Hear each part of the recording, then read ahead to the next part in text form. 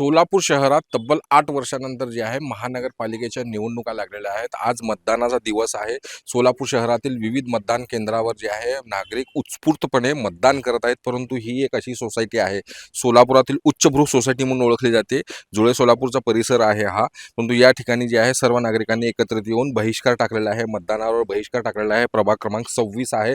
जोपर्यंत रस्ता होत नाही तोपर्यंत मतदानावर बहिष्कार असं त्यांनी प्रमुख मागणी केली आहे. जवळपास 1000 ते 1500 मतदान या परिसरात वास्तव्यास आहे. आणि यांनी मुख्य म्हणजे लोकशाहीचा हक्क जे आहे तुमचं महत्त्वाचं, तो लोकशाहीचा हक्कच तुम्ही सोडण्याचा प्रयत्न करताय. कारण मतदान करणे हा लोकशाहीचा मुख्य आधारस्तंभ आहे. आणि तुम्ही मतदानच करत नाहीये, तुमच्या पसंतीच्या उमेदवाराला तुम्ही निवडून आणण्याचा प्रयत्नच करत नाहीये, तर तुम्हाला रस्ता कसा होणार? काय आहे, संविधानाने अधिकार दिलेला आहे की मतदान करायला पाहिजे, पण त्याच संविधानाने बाकी अनेक अधिकार दिलेले आहेत. त्यामध्ये लाईट, रस्ता, ड्रेनेज, पाणी, छोट्या छोट्या गोष्टी ह्या सगळ्याचाही अधिकार संविधानाने दिलेला आहे. गेले 30 वर्षापासून जास्त सोसायटी इथं अस्तित्वात आहे. ही जवळजवळ 150च्या वर कुटुंब, म्हणजे साधारण 500च्या आसपास मतदान एका सोसायटीचं. अशा 3 सोसायटी इथं, गणेश बिल्डर्स, अमोलनगर आणि लोखंडवाला पार्क. तिन्ही सोसायट्यांना जोडणारा हा जो रस्ता आहे, अमोलनगर ते रुबीनगर, हा रस्ता गेली जवळजवळ 20 ते 25 वर्ष झाला हा रस्ता पेंडिंग आहे. प्रशासनाला जागच येत नाही. आम्ही किती आतापर्यंत अनेक वेळेला आम्ही निवेदन दिलेलं आहे. आम्ही मतदानावरती बहिष्कार टाकतोय हे आम्ही आयुक्तांना सांगितलेलं आहे. आयुक्तांना तसं पत्र दिलेलं आहे आम्ही की मतदानावरती बहिष्कार टाकतोय. तरीही ना प्रशासनाला जाग आली ना लोकप्रतिनिधींना जाग आलेली आहे. इथले विद्यमान भाजपचे आमदार गेले 3 टर्म झाले इथून निवडून गेलेले आहेत. त्यांनाही हा प्रश्न इथला माहिती आहे की ह्या लोकांना रस्ता नाही, प्रशासनाला जाग येत नाही ना लोकप्रतिनिधींना जाग येत नाहीये. मग आम्ही का मतदान करायचं? म्हणून आम्ही मतदानावरती बहिष्कार नाही, टाकलेला आहे. आता ह्या निवडणुकीत जे आहे प्रचाराला जे आहे प्रभाग क्रमांक 26 मधले जे काही उमेदवार जे आहेत, इच्छुक उमेदवार, त्यांनी तुमच्याकडे आले नाहीत का मतदान मागण्यासाठी? आणि तुम्ही त्यांच्यासमोर तुमची व्यथा मांडली नाही का तुम्ही? कुणीही आमच्यापर्यंत पोहोचलेलं नाही. हा स्पेशली भाजपचा मतदारसंघ आहे असं म्हणायला हरकत नाहीये. भाजपचे आमदार इथून निवडून गेलेले आहेत, पण ना भाजपचे कुणी आले ना इतर पक्षाचे कुणी इथं आलेले आहेत. कुणीही आम्हाला येऊन विचारलं नाही. गेले 8-10 दिवस, सगळ्यापेक्षा जास्त दिवस झाले आम्ही बहिष्काराचे बॅनर सगळीकडे लावलेले आहेत. त्याच्यासाठीचं प्रेस नोट आम्ही दिली होती. सगळं आम्ही केलेलं आहे. लोकप्रतिनिधींच्यापर्यंत ह्या बातम्या पोहोचलेल्या आहेत, प्रशासनापर्यंत ह्या बातम्या पोहोचलेल्या आहेत. तरी कुणीही जागा झालेलं नाही. ना लोकप्रतिनिधी जागे झाले ना प्रशासन जागा झालेलं आहे. त्यांना आमची काहीच देणे घेणं पडलेलंच नाहीये कुणाला काही. त्यामुळे बहिष्कारावरती आम्ही ठाम आहोत.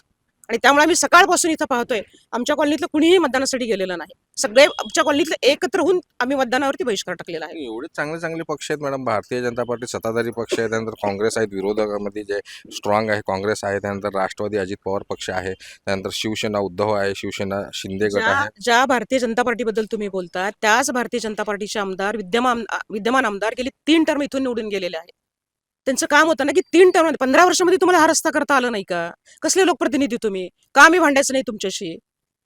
त्यामुळे हा रोष जो बाहेर पडतोय ना मतदानाचा, तो ह्यातून बाहेर पडतोय सगळा.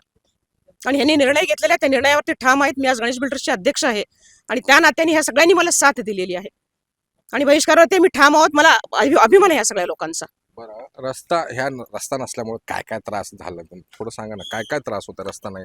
आता रस्ता नसल्यामुळं म्हणजे माझे सासू सासरे म्हातारे आहेत, दवाखान्यात न्यायचं म्हणलं तर उचलून आणावं लागतंय. कुठलं म्हणजे वाहन तिथपर्यंत जात नाही.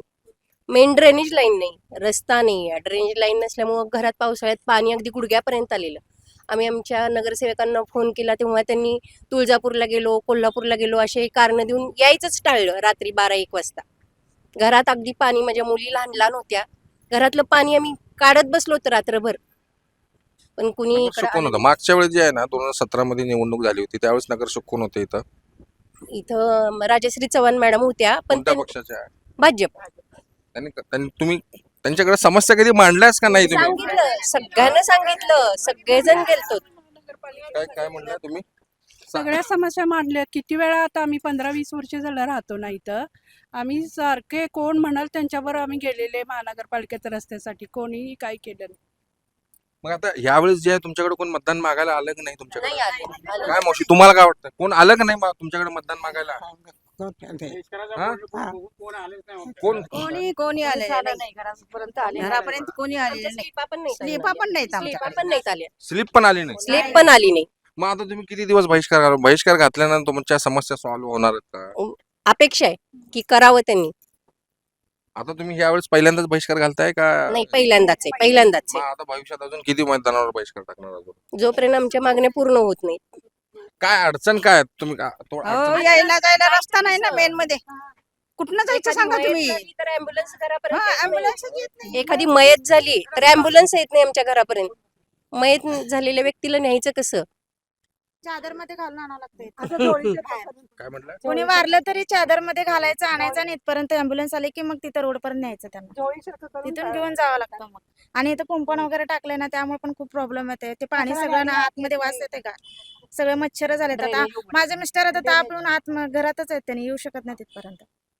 अच्छा, मग समजा तुम्हाला काय वाटतंय कोणती सरकार तुमची समस्या म्हणजे निराकरण करेल का तुम्ही? कुठलंही सरकार येऊ द्या, अडचण नाही. आमचं आहेत त्या मागण्या पूर्ण होऊ द्या. कुठलंही येऊ द्या, काहीच अडचण नाही. कोणी येऊ दे पण भाजप येऊ दे, तुमचं राष्ट्रवादी येऊ, कुठलंही येऊ दे, आमच्या मागण्या पूर्ण होऊ द्या. मॅडम जवळपास किती किलोमीटरचा रस्ता आहे हा? हा 9 मीटरचा रस्ता आहे आणि प्रशासनाला जाग यायला पाहिजे. जर आम्ही आयुक्तापर्यंत गेलेलो आहोत, टाउन प्लॅनिंगचे डायरेक्टर, डेप्युटी डायरेक्टर त्यांना आम्ही भेटलेलो आहोत, त्यांना निवेदन दिलेले आहेत. टाउन प्लॅनिंगचे डेप्युटी डायरेक्टर स्वतः इथं आलेत. शेजारच्या प्लॉट धारकाला त्यांनी सांगितलं तुम्हाला रस्ता अडवता येत नाही. हा सगळा प्रॉब्लेम शेजारच्या प्लॉट धारकांनी केलेला आहे. प्लॉट धारकाचा राजकीय दबाव आहे इथं, त्याच्यामुळे हा रस्ता होत नाही. प्रशासनावरती सुद्धा पॉलिटिकल दबाव आहे त्यांचा, त्यामुळे हा रस्ता होत नाहीये. आता त्यांनी काय म्हणलंय की कोण मृत्यू झाला, कोणाचं निधन झालं तर चादरीमध्ये आणावं लागतं म्हणते इथं. हो खरं आहे तसं. माझेच नवरा मेल्यानंतर तसंच तर तिने असं आडवं होऊन नेले माझ्या नवऱ्याला. अँब्युलन्स आज जात नाही. अँब्युलन्स आले नाही, इथं गाडी थांबवली अँब्युलन्स. त्यानंतर तिथून दोनच जण आणून अँब्युलन्स मध्ये ठेवले बघा. खूप वाईट वाटले. जागा नाही, काय नाही, प्रेत कसं न्यायचं हे मला खूप संताप झाले बघा. किती वर्षापासून होता तुम्ही? आम्ही 40 वर्ष झाले आम्हाला. 40 हो, वर्षापासून? 40 वर्षापासून अशीच प्रकरण आहे. रस्ता नाही, लाईट नाही, ड्रेनेज लाईन नाही, तर काही नाही बघा.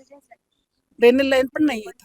आमदार खासदारांकडे कधी व्यथा मांडली का नाही? मांडले की वारंवार जात होते, महिन्याला जात होते, पण कोणीही दखल घेतली नाही आमच्यावर. कोणी सुद्धा लक्ष दिलं नाही. हा करते जाऊ पुढे, हा करते, एवढंच आश्वासन द्यायचं, पाठवून द्यायचं आपल्याला. फक्त मुख्य कारण तुमचा रस्ता, दुसरं दिवा रस्ता नाही, नाही, दिव्याचं रस्ता नाही, आणि drainage, main drainage रस्ता हे दोन्ही पाहिजे. ड्रेनेज लाईन जोडल्या गेलेल्या नाही. इथं मुख्य बघा, ड्रेनेज आहे, एक मुख्य मिनिट. ड्रेनेजला जोडलेलं मी शेजारी राहते, तुम्ही तिथं बघून ना फोटो काढा. उघडे ड्रेनेज दिसतील तुम्हाला. संडास वाहते मी शेजारी, सारख्या महिन्याला मी आजारी असते ते घाण्याने. कुणाला सांगायचं, कुणाला सांगायला येतं सगळ्या. तुम्ही सगळ्या लाडक्या बहिणी आहेत, लाडक्या बहिणीचं आले नाही का काय? पैसे? नाही अजून ते पण आले नाहीये. 8 महिना झाले आले नाही अजूनही. हे बघा सून आहेत, ती आहे, मी नाही. मी आले नाही का तुमचे पैसे? नाही आले पैसे मला 8 महिने पैसे नाही आहे. आणि मुळात माहिती का, आता जुन्यामध्ये ह्यांना 40 वर्ष झालेत ना, ह्याच्यामध्ये एक पिढी ऑलरेडी आता गेलेली आहे. ह्या तिसऱ्या पिढीला सुद्धा ड्रेनेज नाही, रस्ता नाही, काही नाहीये. मात्र आम्ही महानगरपालिकेला टॅक्स भरतोय, पण आम्हाला काही सुविधा नाहीयेत. मग महानगरपालिका अधिकारी महानगरपालिका सुद्धा काही करत नाही. आम्ही जाऊन आलो महानगरपालिकेत सुद्धा जाऊन आलो. येतात साहेब फक्त बघून निघून जातात. आणि वरच्या नेत्यांनी सांगितलं की फक्त करतो म्हणा आणि मोकळं व्हा, एवढंच केलंय फक्त यांनी. इथं आग लागून जर घराला लागली तर आज पाणी भिजवायला सुद्धा जागा नाही जायला रस्ता गाडीला. कुणाच्या घरात जर आग लागली चुकून तर जाणार कशी गाडी आज सांगा. लोकांनी तसंच मारायचं का आतमध्ये? हा, इमर्जन्सी आलं तर म्हातारा माणसाला आत आणायचं कसं? त्यांनी तडपडून तिथंच मारायचं का? फक्त मतदान करा. मतदान आमच्याकडनं हवंय, पण आमच्या सुखसुविधाचं जरा करायचं काम नाही का यांचं काही? सगळ्यात महत्वाचं काय माहितीये का, आजच्या ह्याच्यामध्ये आज इतका सोहळाचा दिवस आहे. आज आपल्याला आपलं स्वतःचं अस्तित्व मांडण्याचा दिवस आहे. आपल्याला नगरसेवकाला निवडून आणायचं आहे. पण नगरसेवकाचा अर्थच काय हेच मला समजेना.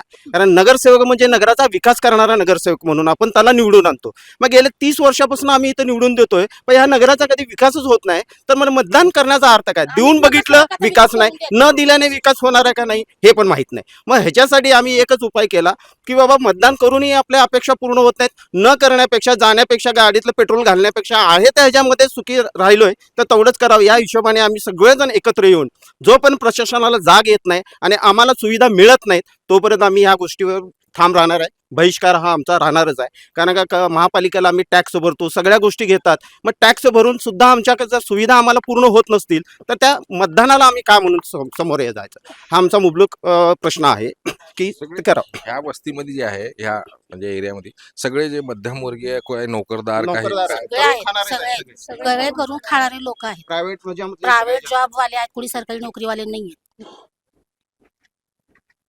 आप रात्री सुद्धा बामा 1-1, 2-2 वाजता येतात पुरुष कामावरनं, रस्ता नसतो, लाईट नसती, काही झालं तर कोण जबाबदार ह्याला?